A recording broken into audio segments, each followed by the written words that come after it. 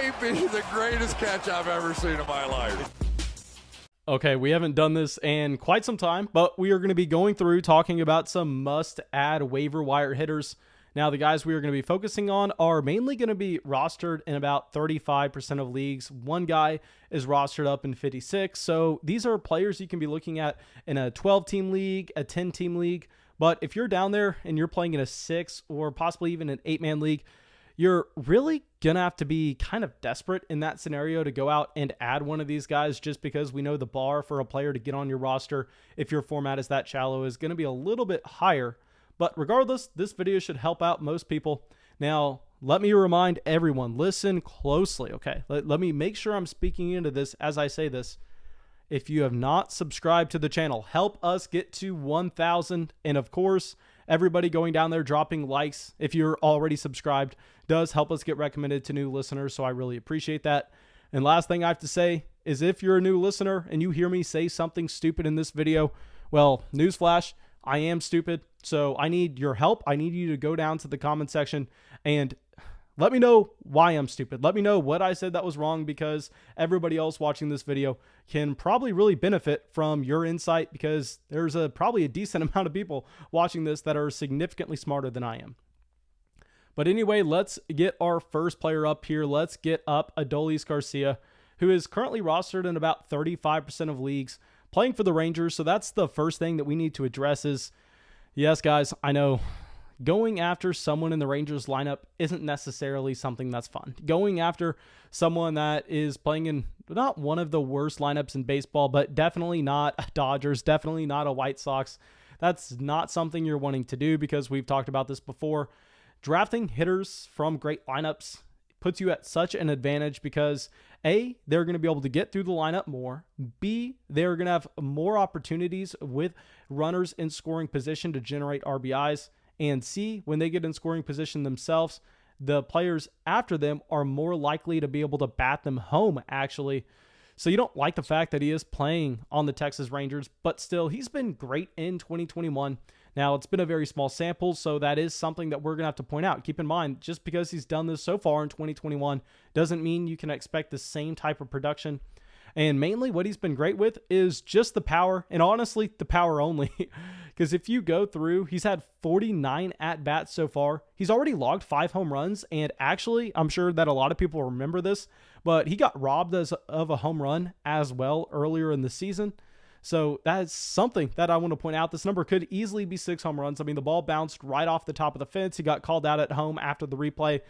So that is definitely not going to show up in the stats, but regardless, he has a 265 average, a 294 on base, and a 633 slugging. And now what sucks is, y'all know with these players, I love to go to that 2019 season. I love to go for a year where we have the entire sample size to look at. We have a decent idea of what these players are going to be, especially if you're looking at someone that is 28, 29 years old, like Adolis Garcia. But we don't have that luxury, because he is just now beginning to play in the majors, where he got called up 2 years ago, but the sample size over 2019 and 2020, I believe they're both less than like 20 at-bats, so they're literally useless to look at. But what is going to be useful in trying to get a sneak peek on what we may expect going forward is looking at his AAA statistics. And obviously, he has way more at-bats. He has way more plate appearances in different leagues, whether that's a lower level in the minors, whether that's overseas. But no, the reason I want to look at AAA is because he is 28, maybe 29. I don't have it in front of me, but he's older. So you don't want to be looking at single A. You don't want to be looking when he's 18 years old and what type of batting production he has then, because really that's not going to be too useful when we're trying to look at what kind of hitter he is at 29. So if we go to AAA, that's going to be the most recent example of what we can be expecting. And here he has 1,100 plate appearances. So this is a massive sample. And if we go through, he has a 260 average, so obviously not ideal. What's even worse is a 299 on base percentage. But that's not what you're going to be expecting with Garcia. What you're going to be expecting and what you're going to be picking him up for is going to be his power. And he did have a slugging over 500 in AAA.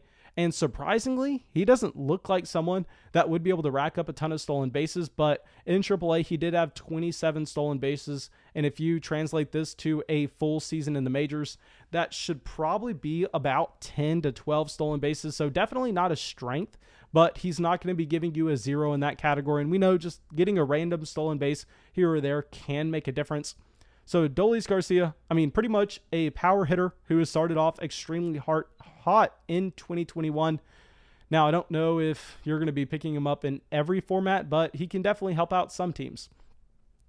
Okay, so now let's go to our next guy. Let's go to a very young player. Let's go to Andres Jimenez, who is currently 22 years old, and he's eligible for a ton of positions, but he's actually currently in and out of the Cleveland lineup because we know that this is a team that, I mean, doesn't fully want to commit to a 22-year-old player that doesn't look like he is ready for the next level. But what we can say is when he is in that lineup, if he ever gets just the full nod where he is starting the rest of the year, he's going to have a ton of fantasy value. And the reason for that is stolen bases, stolen bases, stolen bases. Now, I know that really you don't want to be going all in on a player that's only going to be giving you one category, but he's going to be elite in this category, where in 2021, in 45 at-bats, he has had 3 stolen bases so far, which I know doesn't seem too impressive, but if we zoom out, last season, he had 118 at-bats, and he had 8 stolen bases. So if you look at an entire season with a real 600 at-bats compared to 118, you could possibly be expecting this number to bump up to 40 stolen bases over the course of the season. And I know that is something you don't want to necessarily just be doing without having to take a step back, without really looking. You don't want to just take a small sample and go, hey, if it's a bigger sample, this is what you expect, because we know that is very misleading. But what's not misleading is going down to the minor league, where we're going to be looking at his entire minor league career here, because unlike Garcia, I mean, he is only 22 years old. So pretty much every at-bat that we're going to be looking at is going to be a recent example. It's all going to be valid. And here he's had 1,400 at-bats and almost 100 stolen bases. So we can see that he is a stolen base specialist. Now, in the minors as well, he had a 278 average, a 356 on base, and a 405 slugging. So not numbers that you're getting extremely excited about, but he's young enough, he's fast enough that if he does get called up for good, and we know that he is going to be starting in this lineup for the rest of the year, that's something you can get excited about. That's something that can drastically help your team in a 5x5 roto. Okay, so let's get our last player up here. Going to be very similar to what we were talking about with Garcia, with a player that you don't want guys in this lineup. You don't want people playing for the Pirates, but Adam Frazier here, I mean, he has been great in 2021 so far, to be honest. Now, I know he's playing for the Pirates, like we said. I mean, you do not want to be targeting those guys in bad lineups, and this is possibly the worst lineup in baseball. But he is playing second base. We know second base is a position where you're not just going to be overloaded with talent at the top end. Also, 29 years old, rostered in about 37% of leagues currently. Now, if we go to what he's done so far in 2021, he has been fantastic. I mean, he has 84 at-bats, a 310 average, a 385 on base percentage, and a 429 slugging with 2 stolen bases. So not killing you in any category, especially for a player you're getting off the waiver wire. Now in 2020, he had a very bad season, a very bad year, where the batting average was at 230, the on base was under 300, the slugging was at 364. But like we have said so many times before, guys, that 2020 season is going to be misleading. It's a smaller sample to go along with this crazy year. We don't have to get into it, but 2019, 555 at-bats, a 278 average, a 336 on base, and a 417 slugging. So with Frazier, not a high upside player, more so a high floor player, just because what he's done so far in 2021. But he is in a bad lineup. Keep that in mind. Yet if you're playing in a deeper format, he could help you out. Now, thank you guys. I really hope y'all enjoyed this video. I really hope y'all got something from it. Of course, go down there, drop a like, leave a comment, subscribe to the channel. It helps us out a ton, and I will see y'all with the video tomorrow. I want to give a big thank you for everyone joining the flock. Devin Strom, Alejandro, Mark, Jared, Caleb, and IV of Lean, Randotron, Micah, Larry, and Tyler.